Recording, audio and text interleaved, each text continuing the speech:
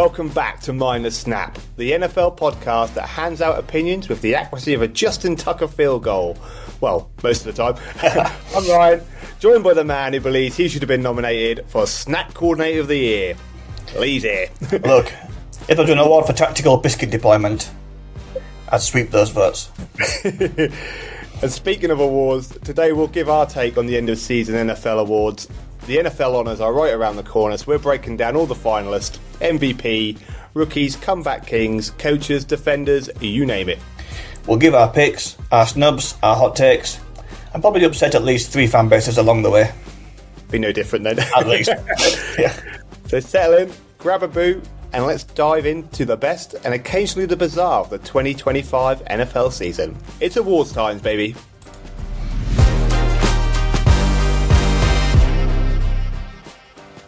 Championship weekend was a tale of 2 games. One played in conditions that looked like the end of the world, and the other a full-on offensive fireworks show.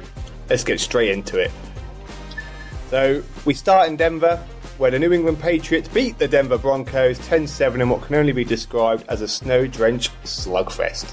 I mean, it just wasn't snow. At one point, it looked like someone had set off confetti canyon full of frozen misery. Yeah, the Broncos actually started well. Old Steady stepped in for the injured Little Bo Nix, and he marched Denver down the field for the opening touchdown. But after that, the Patriots defence slammed the door shut. Yeah, and that turning point was that Stidham fumble before halftime, wasn't it? The Pats scoop it up, and 2 plays later, Drake May scrambles in to tie that game to 7-7. Yeah. Talking to Drake May there, threw for only 86 yards and was sacked 5 times, but still found a way. His legs were the difference, 65 yards rushing, and the only Pats touchdown. Man, speaking of kicking in a blizzard though, I mean, the rookie Borregales nails that field goal that ends up deciding it. Then Broncos Will Lutz tries to answer back, but the kick gets tipped and blown wide. Absolute brutal. Yeah, but still credit to Denver's defence there. They held strong. But in that weather, it was just survival mode. There was no chance they were going to get any throwing there or any running. You could barely see. So, and ultimately, the Pats advanced to a record 12th Super Bowl appearance. Hey, fair play. I must admit though, the first half though, I reckon there could have been a bit more because the snow came in the third quarter, I think roughly. Wasn't a classic, but the Pats will be happy. There were some poor decisions, I thought, from the Broncos coaching staff. Yeah. Yeah, it's especially when the snow was forecast. Yeah. So at least get it into a tied game and get it into that, or get ahead, and then just, as you say, slug it out to the end. Yeah, 100%, man. Yeah, it wasn't one for the purists, was it? It's no, definitely great not. Discussions in the group, didn't we? But for me, it's whilst it makes great viewing during the season, I don't think it makes great viewing and a great spectacle and a great game for the prize on offer. Not what they were going for, yeah. I don't think a place in the Super Bowl should be decided like that. No, I agree, man. And I know they were playing in the AFC Championship game, but I imagine any of the other top teams played either of those in that game, and they both played like that, they would have got beaten by the Chiefs, the Ravens, etc. Yeah. If they played in a dome, it'd have been a totally different game. It's yeah, and I see what people talk about. It's for the locals, isn't it? And but as I say, it's a championship game. It's there's a lot on the line to be having it for luck, because it has to be luck in those games. Yeah. It's one person doesn't slip more than the other person. It's not. And then the strange choice to play all in white for the tactical masterclass, maybe, or maybe exactly. Not. Yeah, there's no way Drake May could throw for any more than 86 yards because he couldn't see any of his people. It must have been terrible there. Just looking up and just seeing the Broncos players. Yeah. I don't think either QB really done themselves any favours in that game. Neither looked amazing. I know Stidham was the backup, but I mean, you'd probably argue 86 yards for Drake May. I mean, for the whole game, but he had a half there where he could have topped it up. But then we said that before, haven't we? That the coaching staff, I don't feel trust him fully to dictate the play. Yeah. They want to play the run game, don't they? They want to just run it and rush game. So there's no passing. 86 yards. They've made it, haven't they? So if you think that he's averaging 200-300 yards, isn't he? And to only get 86 yards in 3/4 of visibility. I saw an interesting fact on the Pats this week that in playoff football they've scored the least points ever in playoff. Yeah, but they've got the most the 12 Super Bowl appearance. Yeah, they're doing something right, aren't they? Exactly. That's the old George Graham way. Well, one that wasn't going the George Graham way, the Seahawks and the Rams. Now, let's head into the AFC. A completely different vibe in this one. No blizzards. Just a full-on thriller as the Seahawks beat the Rams 31-27. Yeah, but the story here is the man who's been snubbed for MVP in my eyes, Sam Darnold. What a redemption arc for him. I think it feels like it's going to be the next Netflix drama. They'll be on their phone. The rise and fall. Threw for 332 yards and 3 touchdowns. It was quality. Man, that is quality. And yes, the Rams actually piled up 494 total yards and averaged 8.5 yards per play. I mean, they were chunking big gains all game long, but Seahawks dominated those key situations. Third downs, red zones. Time to shine. We said that, didn't we, about the third down conversion rates need to be higher, and those red zones are going to convert those a bit more, haven't they? I think the lack of legs with Papa Stafford doesn't add to that, does it? Because if they go man to man, he's not like Josh, is he, or even Drake May at the weekend. Using your legs and going for it yourself, you might do a couple of like 4th and 1. But he's not going to run you 15 yards, is he? No, definitely not. Not that hurt himself. Sorry, Papa Stafford. Exactly, yeah. And then on the flip side there, it's the Seahawks went 4 for 5 in the red zone. And that defense, it's not talked about enough, is it? I don't think, because they stepped up. God. Yeah. And that's their 4th Super Bowl appearance, but their first for 11 years since the 2014 season. They've had a great season. Actually, they've probably been slept on for the whole season. No one's been really talking. I know as they got to playoffs, people talking about throughout the regular season. Incredible players. I think because they're not a flashy side, are they? They haven't got a one of the top in the press's eyes and the people's eyes. One of the top QBs. You always talk about the Josh Allens, the Drake Mays, the Papa Staffords, Mahomes, Lamar, those kind of players. No one ever talks about, because they don't have a fashionable QB. I think they've been slept on, haven't they? Yeah, I think so. I think so as well, man. When they got JSN, incredible. He's had a cracking season. He has had a cracking season. And he could have been another one that could have snuck into the conversation for MVP. Kenneth Walker, another beast. Kenneth Walker. Yeah, well, Kenneth Walker in the divisional round stepped up, didn't he, when Darnold was still carrying his knock for a bit. And that's just the way, isn't it? They've shown diversity in the 2 games in the playoffs. They played the run game in the divisional round, and then they're back to the pass game, weren't they? With a mixture of, so they can mix it up. I think it all made for that huge spectacle. I think for that Super Bowl.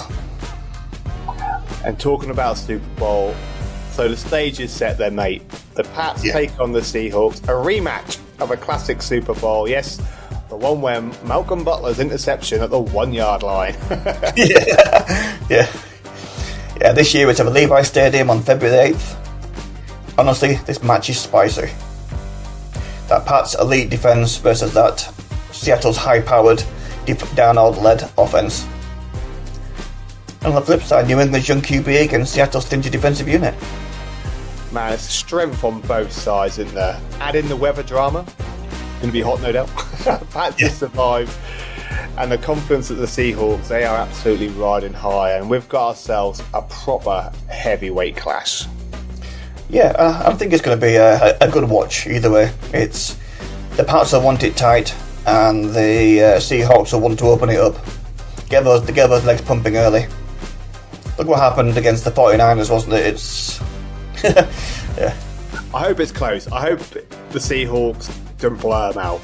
That's my only worry in it. I'd like to be, as a neutral, I'd like to be a one score in it with as it hits a 2 minute. I want it. I don't want the Seahawks. And no offense, Pats fans. I know everyone's favouring the Seahawks. I don't want the Seahawks to be 30-0 up at half time and it's pretty much over. Yeah, exactly. Because it don't make us staying up till silly o'clock worth it, does it? Yeah. So that wraps up our championship weekend review. Snow, shootouts, and Sam Darnold becoming that Hollywood hero he was drafted to be. We'll be back with our full Super Bowl preview, predictions, and probably some questionable analogies along the way. Thanks for listening to this bit, and look forward to our end of season awards.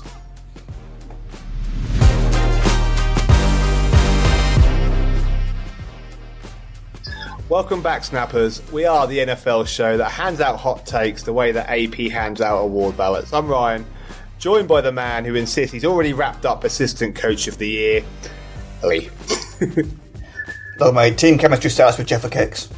Everyone knows that. Today, we're taking the official end of season NFL award nominees and making our calls. Who we're picking, who just misses out, and which awards are about to spark a full-blown argument as we head towards the NFL Honours Night. Yeah, let's start off with the big one, the MVP. So in the finalists there we have Josh, Trevor Lawrence, Drake May, C-Mac, and Papa Stafford. Man, the MVP slate is absolutely stacked, isn't it? 5 finalists, but realistically, it's probably just a three-way drama. Exactly, yeah. You look at Papa Stafford, best part of 5,000 yards, 46 touchdowns, leading the league. Absolute madness for a 17-year vet. Man, that is good stats. It's crazy, isn't it? Then there's Drake May, Pats fans, who led the league in passer rate and completion percentage, but in only his second year. Yeah, exactly. And then we've got Josh Allen, with that Josh Badback Allen, yeah, to carrying Bills most of the way and winning MVP last year. And ended up on crutches. I saw at the weekend. Broken foot, bless him. Yeah, it's but unfortunately, for all his hard work, not a lot to show for it. No. And then C-Mac, being the lone non-QB finalist, shows just how insane his season was. 1,202 rushing plus, 924 receiving yards. He had a mega season. And they're not bad stats either for 1,200 yards for the running back and then nearly 1,000 yards for a wide receiver. And he's done both. Yeah, he's insane, isn't he? Isn't that crazy injury season that the 49ers have had? He just kept going, hasn't he? He's done well. He's amazing to watch as well. And what a unit. Oh, absolute unit. Yes, indeed. He'll be hot on the picks in the fantasy draft of this season or next season. So that moves on to Offensive Player of the Year. So finalists for that, mate, we've got Drake May again, C-Mac again. God, they're in everything. Our boy Puka, who we've loved all season. Bijan Robinson, absolute beast. And then JSN, who we just said again, absolute unit of a season he's had. Yeah, it's Offensive Player of the Year is basically the person who's given the defensive coordinator the most nightmares. And that probably, for me, probably is JSN. I mean, he's led the NFL in receiving yards with 1,793. Wow. And that has set a Seahawks franchise record. It's crazy, isn't it? But you can't rule out Puka. He's been outrageous there, but it's another highlight reel, isn't it? Straight out of Madden. Having C-Mac, it's over 2,000 yards of offensive play, isn't it? It's just crazy. And then the cheeky Puka shooting his shot there with Sidney Sweeney. You got to go for it. Good lad. Yeah. For those who haven't seen it, check out his Twitter account, and you see what I'm talking about. He's gone up in my love even more for him now. Yeah. Yeah. What's our next category then? Defensive Player of the Year, a category if you'd have asked us this time last season we probably would have known nothing about, but we are well in the defensive players this season now. Defense. We've got Will Anderson Jr., Nick Benito, Myles Garrett, Aiden Hutchinson, and Big Bad Amiga Parsons. Man, that is mega. Yep. But this one does feel like a Myles Garrett versus the rest of the field for me. He broke the NFL single season sack record.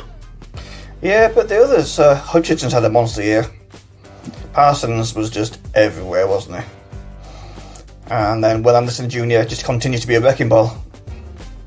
But with Garrett breaking that record, that is era-defining. What an absolute legend. Exactly. There's a few that were missed out of that, wasn't there, that we could talk about, but I think it's a fair pick, isn't it, out of those five? There can only be five people in the finalists, can't there? Yeah. So move on from the defense to the offensive Rookie of the Year. And there's some big names in here. We got Jackson Dart, Emeka Egbuka, Tre'Veon Henderson, Tet McMillan, and Tyler Show. And it's really interesting, isn't it? Because a lot of the media and a lot of the noise are calling McMillan as the favourite. And to be fair, 17 weeks of a season, didn't even notice him. I did not till like near the end when the Panthers were playing some big games. Like, who's this guy here? He looks quite good. Exactly. But then Jackson Dart's had a huge year for the Giants, and he proper splash rookie energy he's been bringing. But for me, you just can't underestimate what Henderson's been doing. That Pats offense has really relied on him heavily down the stretch against those big teams when they need to have that run game in. He's quick as well, isn't he? Yeah. He is rapid. But then we said about our man McMillan. Can you believe that he's got over 1,000 yards with Bryce Young as your QB? I mean, that can't be sniffed at. It can't be either. Yeah. You've no idea if the ball's going to get to you, have you? No, not playing for the Panthers. Probably part of the reason they've had so much success this year. Exactly, yeah. And we move on to Defensive Rookie of the Year. Who are the finalists? So we've got our man Abdul Carter, Nick Amanawari, James Pierce Jr., Carson Schweinswinger, and Xavier Watts. If I've mispronounced any of those, I probably have. Probably all of them. Maybe James Pierce Jr. you've got, right? Yeah.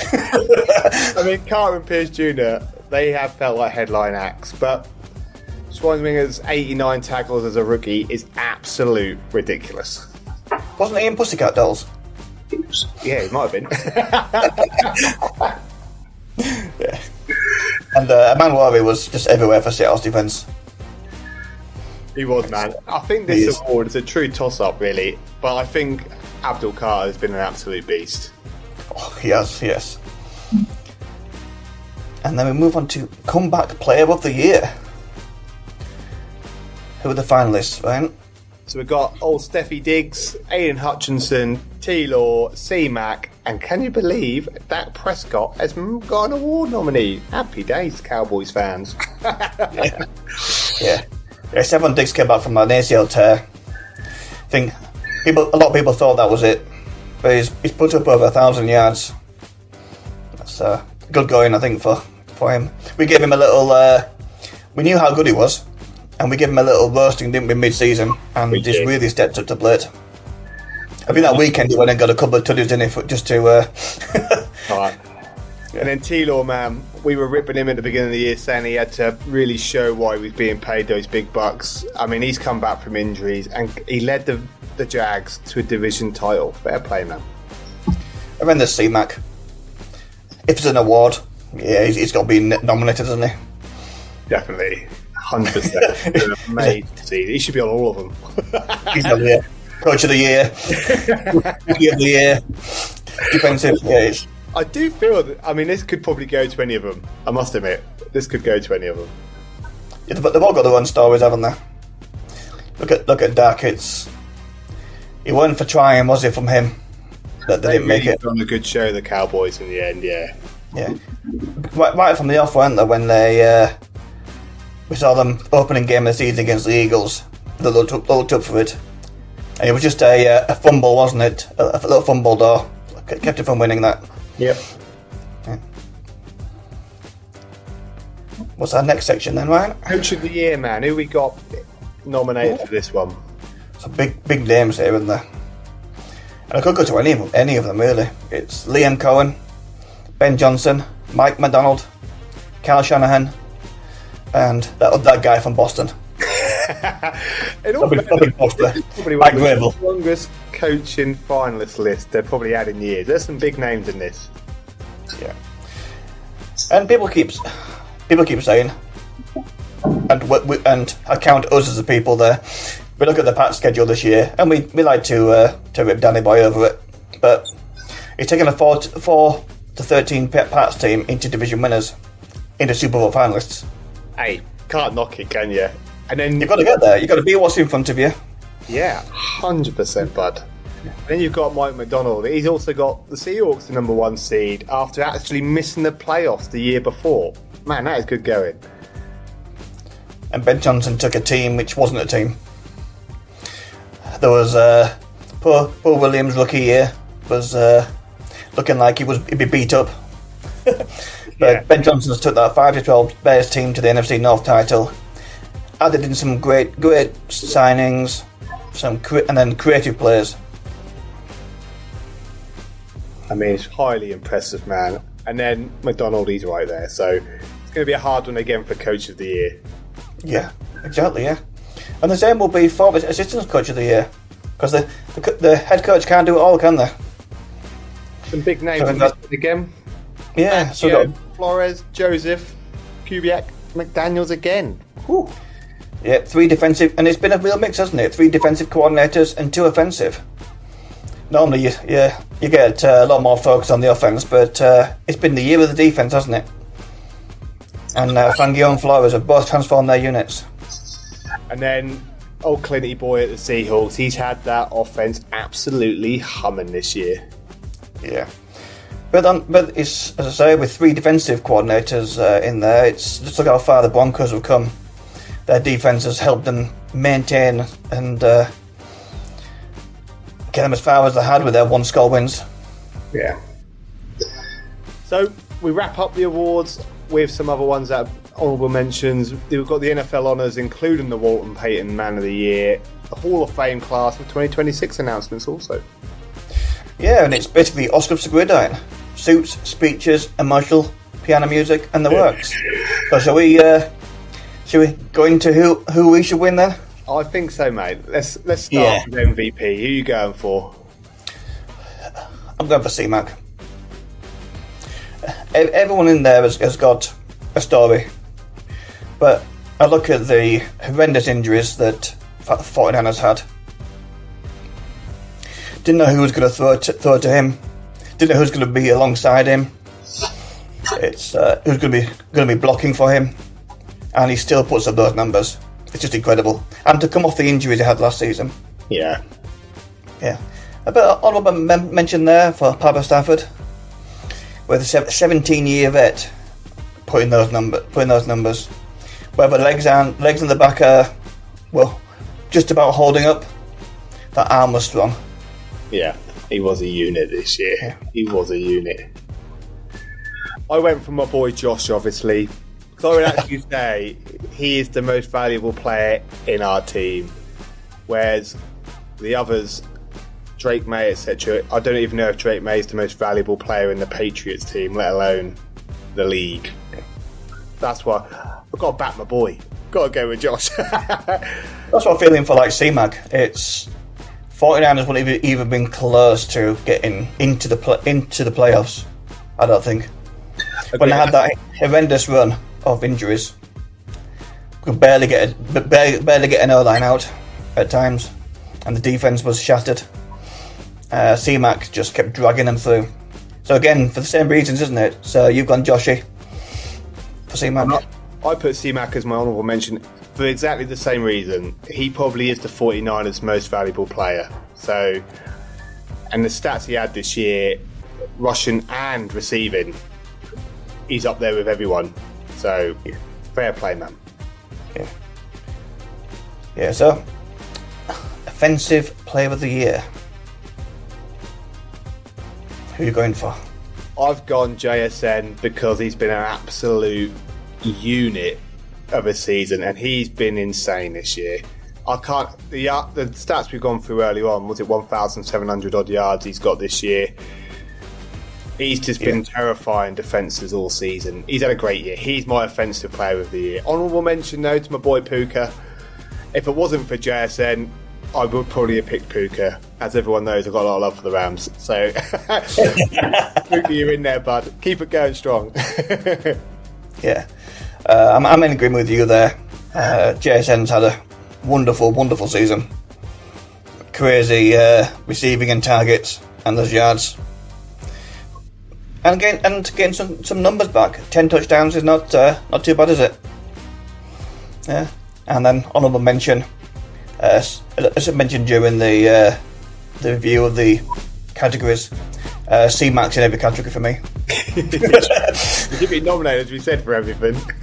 Exactly, yeah. He's offensive player of the year. You can't have him as MVP and not offensive and not in the running for offensive player of the year. Yeah, agree, man. Defensive player of the year, bud. Who's your winner for that bad boy? I think purely for the sack record, I think it's got to agree for Myles Garrett. I can't disagree. And if you look at the team he's on, it's difficult, isn't it? It must be frustrating for him. I actually think he would improve every team in the NFL. Yeah, that's what I looked at. It looked at the players that you could take out and you could put in there, and then if you put him alongside the honourable mention Nick Bonita, imagine that the Broncos wouldn't concede. I don't think. That's what they've already got a awesome D as it is. Yeah. you put Garrett in there alongside Bonita, that's it. Good night. I went with Miles as well, obviously. I can't argue with you there, man. He's been absolutely insane. My honourable mention went to Will Anderson Jr. though, because as his first year, would we say 89 tackles this season? Absolute beast. So, yeah, fair play, mate. Yeah, so offensive rookie of the year, haven't we? Yeah. Here you go. So I think my winner here is Trayvon Henderson. It's in the big games, the big moments, and the fact is that the rookie is stepping up. He's been unbelievable for that Pats run. I think it's and then McMillan from nowhere, under the radar, and over 1,000 yards with Bryce Young. Yeah, and instead. He's been insane, isn't he? I actually picked him as my winner for that reason. And I'm not just saying this, I actually didn't know him for 16 weeks. I totally didn't even realise his stats he was getting. And I've watched him, obviously, the last few weeks and into the playoffs game against the Rams where he was brilliant again. Yeah. He's my winner. I've gone for Jackson Dart, as honourable mention. He's had a good season again in a team that's been struggling. I think he's going to be insane as the years go by. So when you take out your wide receivers, your running backs, your half your O-line, and still have a decent season. I think for me, if Dart had a full season with all his weapons, if Neighbours getting injured early in the season, change that for me. But I think he can hold his head up high for his first season. Agree. He would have took them to close to the playoffs, who knows, might have even snuck in if he'd had all the weapons all year. Well, it's not a division where there's a lot of wins, is there, on that? It was the weakest contested division for us, wasn't it? Yeah, I think John Harbour's going to find himself there with a lot of nice stuff when he goes there in the off-season. What a offense he's got, what a attacking weapons he's got. Yeah. Which brings us nicely on to another weapon he's going to have on the defensive rookie of the year. Who you gone for, bud? Abdul Carter. Yeah. He's just a beast. He looks like he's been out there for 20 years. He's just been immense. That's the with the rookies coming in, and if they miss a game, you notice it. That just shows how much they've added to your team. Yeah, agree, man. Yeah. I'm with you. I want to mention there to Schwesinger. Yeah, the Pussycat Doll gets both our honourable mention. But Abdul as well. I went for Abdul for winner. He's been absolutely. To your honestly, word for word as you're saying, man, like you'd have actually thought he'd been playing NFL for years. So he's a great hit. I think to come back player of the year. Who've you gone for there? I actually went for Trevor Lawrence. Only because I think we ripped him a lot at the beginning of the year. Well, everyone did, didn't they? He's getting the big bucks, and he's had a lot of injuries. Not many haircuts, but a lot of injuries. No, and he really come good second part of the season. So he was a few minutes away from taking the Jags into the divisional round against the Bills. So, and who knows what would have happened if he was coming up against the Broncos, could have been a totally different game. So I think he'll come back even better again next year, and I think it was a bit of a redemption season for him. And then honourable mention went to C-Matt because, again, what he's done this year after being injured was insane. So yeah, and again, if there's an award and he's nominated, it's got to be mentioned. Yeah, I've gone for Stefan Diggs. Yeah, good shout. I like it. Stefan, the baby maker Diggs, is the.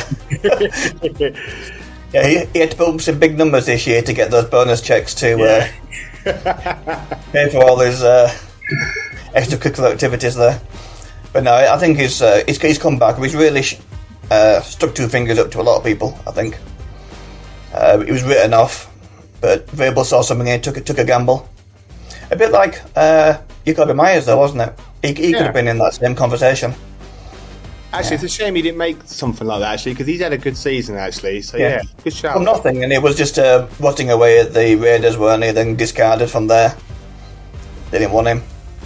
Well, I think they could have needed him, couldn't they? But, 100%. Yeah.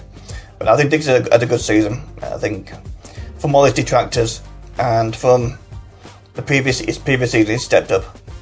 And then, obviously, the honourable mention for C-Mac. He's got to be in there, isn't he? Yeah. Coach of the year, bud. Who are you going for? For me, I don't know if I've got my orange and blue lenses on, but I can't see past Ben Johnson. There's been some tremendous coaches this year and some tremendous players. I don't think any coach has affected the way they play, the mindset, the structure, and got people playing the way they want as quickly as he has. And going from last year to beating the Packers twice. Yeah. And then taking overtime with the Rams. But yeah, I think a lot more to come as well. It's only the beginning. So for me, it's Ben Johnson. But then Mike Vrabel, he's coming. He's after the last two seasons of dreadful results for the Pats, to come in and lift that mindset, steady the ship, they've thrown the ball and they've racked up the points when they've had the lesser opponents, but he's made them tough and hard to beat against the big boys. Yeah, agree, man. Because even though we do say they had an easy one, they've played the Bills twice, and finish 1-1 with the Bills. They play the Broncos, play the Texans, so it's not been all their way. And the way he's made their defence solid, and that's team structure, it's been good. What about you? I went with you, bud. You can't argue what Ben Johnson's done at the Bears this year. I think he's done remarkable, and some of the schemes they've run now at the Bears, some of the plays that they've called, and some of the wins they've got this year have been absolutely mega. He's totally transformed. And to your point, I think next year they'll go another step further, and there'll be another force to be reckoned with this year. Mike McDaniel was my honourable mention. Again, another Super Bowl finalist with my big Mikey boy. But 2 Mikes in the Super Bowl final, just looking at that there. Yeah. But the Mickey Mouse Cup, isn't it? yeah. But I went for Ben Johnson. I think he's had a brilliant season. I can't argue again with that man. And look at that play designed in the final seconds of the of normal time. Who'd have thought to make a quarterback drop back 40 yards to throw a 70-yard bomb? Yeah, that was. You wouldn't have thought of that, would you? No. He's done really. He's been, and I love all the stuff that he's been doing. Like, you can see the Bears are really ramped up with Ben Johnson. I love it. I really love it.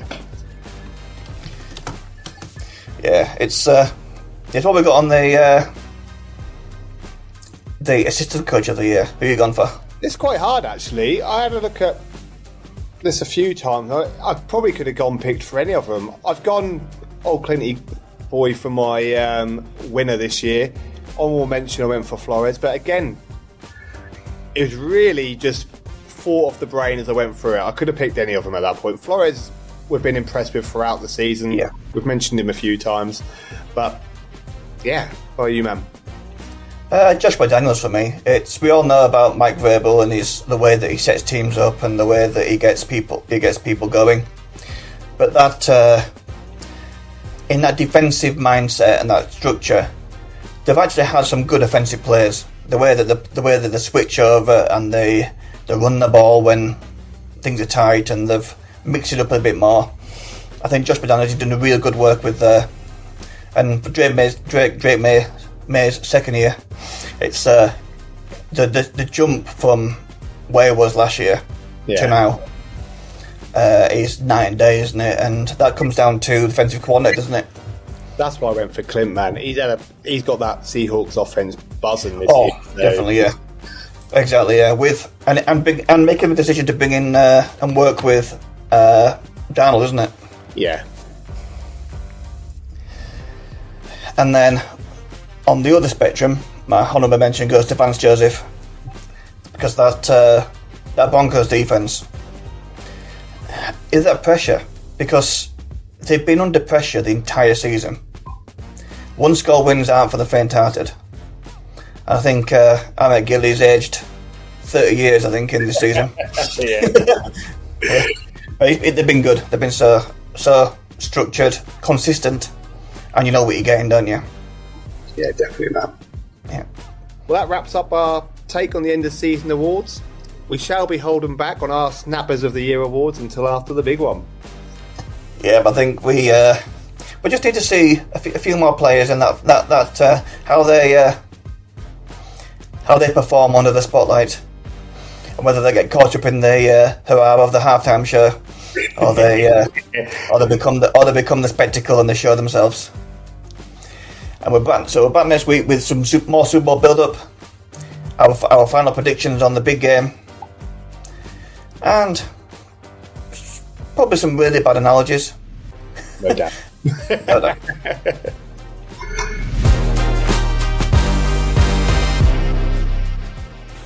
Well, Snappers, that just about wraps things up for today's episode of Mind the Snap. A big thanks for sticking with us, and we hope you enjoyed the ride. Absolutely, and as we always say, you're welcome to keep the competition going. Find us on Instagram at Mind the Snap Podcast, over on X at Mind the Snap Pod, and of course on TikTok at Mind the Snap Podcast. Make sure to drop us your thoughts, let us know your hot takes, give us a follow. We love hearing from you guys. We do indeed, so get involved in our rookie thoughts. Let us know where we're going wrong. Don't forget to tune in next week to see how we did with our predictions. And as usual, we'll be diving into some more NFL action, some stories, and maybe a couple of spicy debates too. Until then, thanks for listening, and remember, mind the snap.